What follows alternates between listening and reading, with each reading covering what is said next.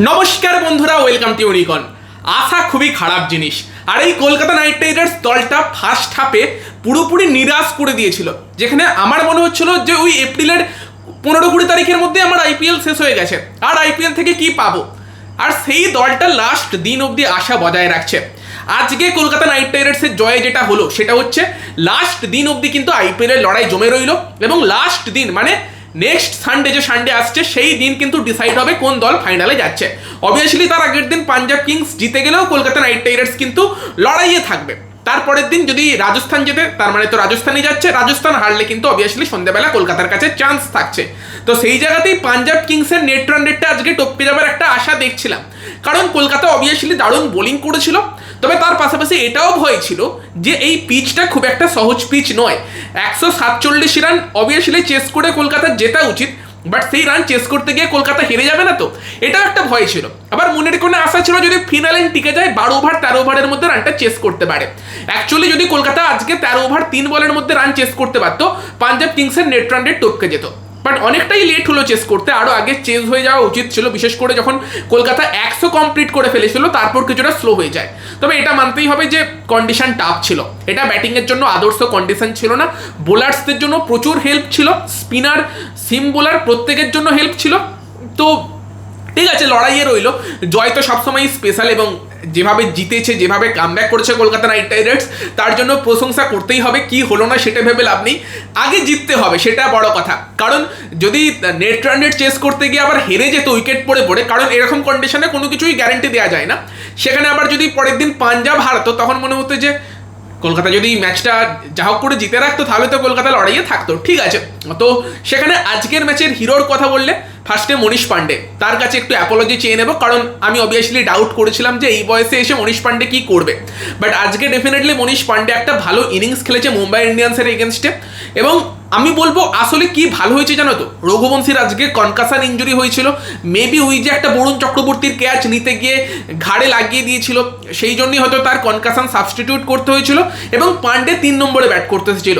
এটা পজিটিভ হয়েছে। পান্ডে পেসের এগেনস্টে ভালো প্লেয়ার, তার পেসের এগেনস্টে খেলা নিয়ে আমার কোনো ডাউট নেই। বাট পান্ডে যদি 5 বা 6 ব্যাট করতে আসতো, সেই জায়গাতে তার স্পিনের সামনে স্ট্রাগল করার চান্সটা বেশি থাকতো। তো 3 নম্বরে পান্ডের ব্যাট করতে আসা, এটা একদিকে কলকাতা নাইট রাইডার্সের ভালো হয়েছে। তেজস্বীকেও ফাইনালি আমরা দেখতে পেলাম, যাকে দেখতে চাইছিলাম। এবং খবর তো এটাই এসেছিল, কেকেআর অফিসিয়াল পেজ থেকেও পোস্ট করে দিয়েছিল যে রমনদীপ সিং হতে চলেছে অঙ্কুশ রঘুবংশীর কনকাশন সাবস্টিটিউট। বাট দেন তেজস্বীকে সুযোগ দিল, যদিও তেজস্বীকে সত্যি বলতে কি কমফোর্টেবল লাগেনি, কন্ডিশনও খুব একটা ভালো ছিল না। বাট তারপরও তেজস্বী যদি লাস্ট অব্দি থেকে ম্যাচ ফিনিশ করে আসতো ভালো লাগতো। তো মনে হয় না এরপর আর অভিষেক নায়ার তো সুযোগ দেবে বলে তাকে। বাট ডেফিনেটলি কলকাতা নাইট রাইডার্সের এই জয়ের নায়ক কারা? বোলার্সরা। এই পিচটা কঠিন পিচ ছিল, 160 রান এখানে পার স্কোর হতে পারতো। আজকে সকালেই বলেছিলাম যে রাজস্থান রয়্যালস ম্যাচটা যেই পিচে হয়েছিল সেখানেও আমরা দেখেছিলাম 155-156 স্কোর চেস করতে গিয়ে কলকাতা অলমোস্ট হেরে যেতে পারতো, সেই পিচ ছিল। এবং সেদিনের থেকেও ডিফিকাল্ট ছিল আজকে, কারণ স্পিনারদের জন্য সাহায্য তো ছিলই, তার পাশাপাশি পেসারদের জন্যও কিন্তু আজকের পিচে যথেষ্ট সাহায্য ছিল, এবং সেটাকে দারুণভাবে কাজে লাগায় কিন্তু কলকাতার দুজন সিমার, সৌরভ দুবে এবং ক্যামেরন গ্রিন। আজকে কলকাতা নাইট রাইডার্সের এই জয়ের ভিতটা কিন্তু এই দুজনে মিলেই তৈরি করেছে। ব্রিলিয়ান্ট বোলিং নতুন বলে, এবং ওখানে আমি রাহানেকেও ক্রেডিট দেবো, টানা 3টে ওভার সৌরভ দুবেকে দিয়ে করানোর জন্য। পাওয়ার প্লেতে রীতিমতো ভালো বোলিং করেছে, শুরুটা যদিও অনুকূল করেছিল, সেকেন্ড ওভারে সৌরভ দুবে আসে, ভালো লেন্থে বল করে, এবং থার্ড ওভারে ক্যামেরন গ্রিন এসে কিন্তু 2খানা উইকেট নেয়। প্রথমে রায়ান রিকেলটন, যাকে নিয়ে আমার একটু টেনশন ছিল, তাকে আউট করে। ব্রিলিয়ান্ট ক্যাচ মনীষ পান্ডের, বলটা এতটা উঁচুতে উঠেছিল, ওরকম ক্যাচ সবসময় টাফ হয়। বাট কলকাতা নাইট রাইডার্সের ফিল্ডিং তো এই মরশুমে টপ নচ রয়েছে, ওটা যেমন একটা ব্রিলিয়ান্ট ক্যাচ ছিল। তো তারপর তো ক্যামেরন গ্রিন নমন ধীরকেও আউট করে দেয় ওই ওভারে, 2টো উইকেট নিয়ে নেয় ক্যামেরন গ্রিন।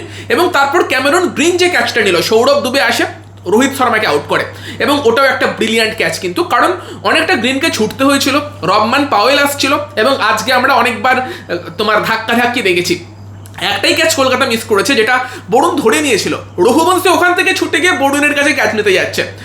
তো ওই একটা ক্যাচ মিস হয়েছে। এবং আমরা মুম্বাইয়ের ইনিংসেও দেখেছি দীপক চাহারের সঙ্গে একবার রবিন মিন্সের তোমার ভুল বোঝাবুঝি হয়েছিল, আবার দীপক চাহারের সঙ্গে রায়ান রিকেলটনের ধাক্কাধাক্কি হয়েছিল। কিন্তু রোহিতের ক্যাচটার ক্ষেত্রে যেভাবে ক্যামেরুন গ্রিন তোমার ছুটছিল, রবমান পাওয়েল দেখে ভাই দাঁড়িয়ে গেছে এবং দারুণ ক্যাচ, ওটাও ছুটে গিয়ে ক্যাচ নেওয়াটা ইজি হয় না। তো ক্যাচিং টপ নোট ছিল। এবং দেন সূর্যকুমার যাদব কিছু ভালো শট খেলে, বাট তাকেও কিন্তু অ্যাঙ্গেল চেঞ্জ করে যেভাবে সৌরভ দুবে বল করলো, বোল্ড করলো, তার ক্রেডিট দিতে হবে। সৌরভ দুবের লেন্থটা আমার খুব ভালো লাগছে। বৈভব আরোরার না লেন্থ ছিল না লাইন ছিল, আজকে লাইনও পারফেক্ট ছিল।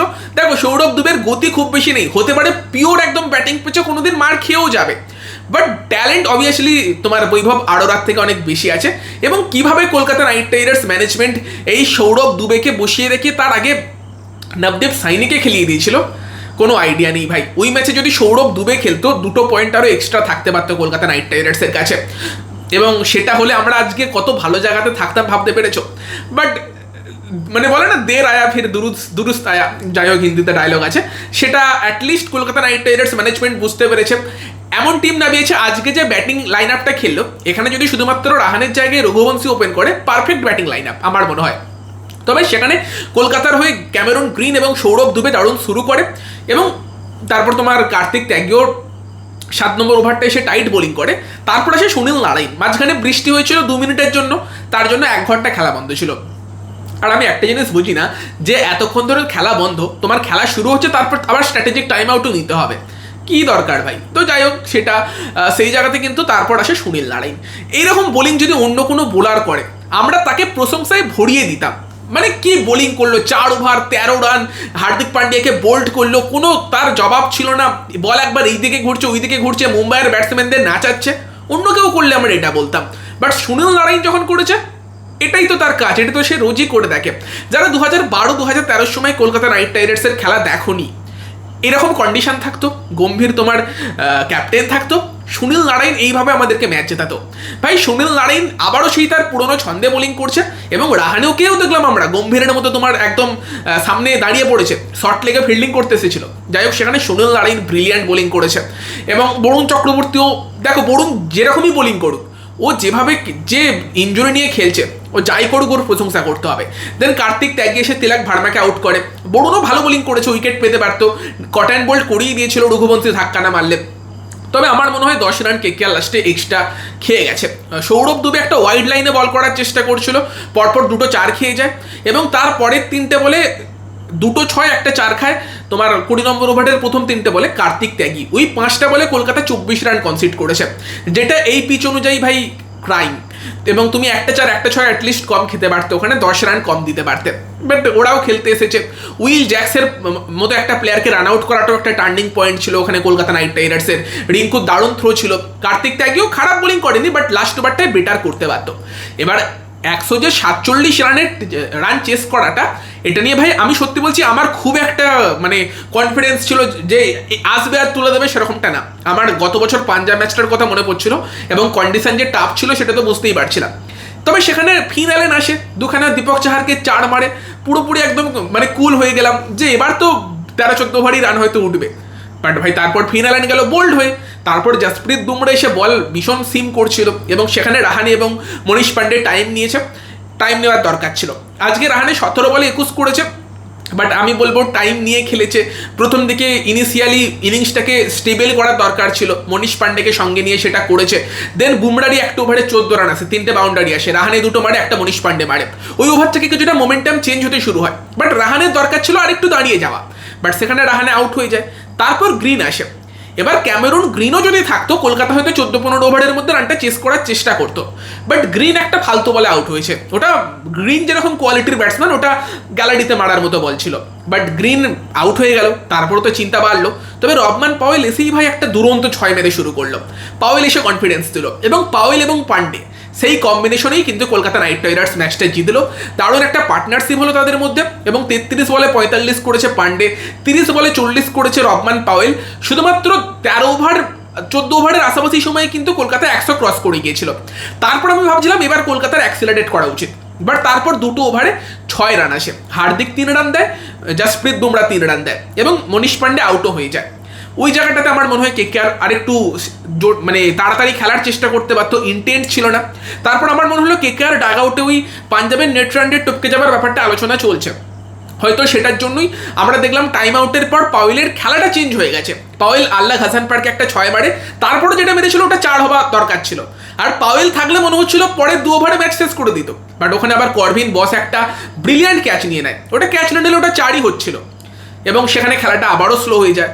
তবে লাস্ট অব্দি তেজস্বী ধাইয়া তাকেও আমরা স্ট্রাগল করতে দেখি, 2টো বাউন্ডারি দুটোই কন্ট্রোলে ছিল না, বাট বেটার প্লেয়ার পরবর্তীকালে সুযোগ পাবে কিনা দেখার। বাট লাস্ট ম্যাচটা যেহেতু মাস্ট উইন ম্যাচ, সেখানে হয়তো নাও সুযোগ পেতে পারে, তবে পরের বছর তার থেকে এক্সপেকটেশন বেশি থাকবে সেক্ষেত্রে। তবে হ্যাঁ, আঙ্ক্রিস রঘুবংশী যদি পরের দিন তার কনকাশনের জন্য খেলতে না পারে, সেখানে তেজস্বী অবশ্যই সুযোগ পেতে পারে। তবে লাস্ট অব্দি রিঙ্কু আর অনুকূল মিলে ম্যাচ ফিনিশ করলো। রিঙ্কু সিং আমাদের ফিনিশার, উইল জ্যাক্সকে 4 মেরে 7 বল বাকি থাকতেই ম্যাচটা ফিনিশ করলো। KKR net run rate finally minus থেকে প্লাসে এলো, বাট ডেফিনেটলি আরও 2 ওভার আগে ফিনিশ করতে পারলে আর একটু বেটার হতে পারতো।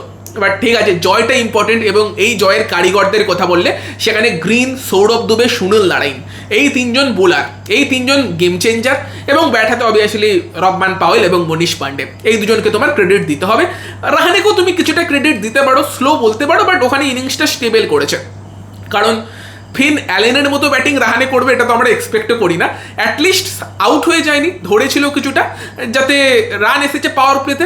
যদি পাওয়ার প্লেতেই এরকম হতো যে 25 রানে 3 উইকেট পড়ে গেছে, সেখানে কিন্তু মিডিল ওভারে চাপ অনেক বেড়ে যেতে পারতো। তো সেখানে ওভারঅল তোমাদের বলো কেমন লাগলো? আমার তো আজকে ভালো লেগেছে কলকাতার খেলা, বাট ওভারঅল কলকাতা কিন্তু এখন 6 নম্বরে চলে এসেছে এবং পাঞ্জাব 5-এ, কলকাতা 6-এ। লাস্ট দিন রবিবার দিন কিন্তু ডিসাইড হতে চলেছে কি হবে, Kolkata night Riders finally qualify করতে পারবে কি পারবে না। কলকাতার সব থেকে বড় বন্ধু এখন হতে পারে লখনৌ সুপার জায়ান্ট আর এই মুম্বাই ইন্ডিয়ান্স। এবার যা ব্যাপার স্যাপার চলছে, আমাকে ওই দুটো ম্যাচেরও ম্যাচ প্রিভিউ বানাতে হবে, বাকি এই ম্যাচ নিয়েও কথাবার্তা বলবো। একটা ভালো জয় কলকাতার জন্য, তোমাদের মতামত জানিও। আর মুম্বাই ইন্ডিয়ান্সের কিছু ফ্যান এসে দেখছিলাম কমেন্ট করছিল যে মুম্বাইয়ের সামনে কেকেআর পারবে না, মুম্বাই যত খারাপই হোক কেকেআরকে হারিয়ে দেবে। কি হারিয়ে দিলাম তো, তবে বেশি কিছু বলবো না, পরের দিন জিতে যাবে। তো চলো বাই বাই এই ভিডিওতে, পরের ভিডিওতে দেখা হচ্ছে, টাটা।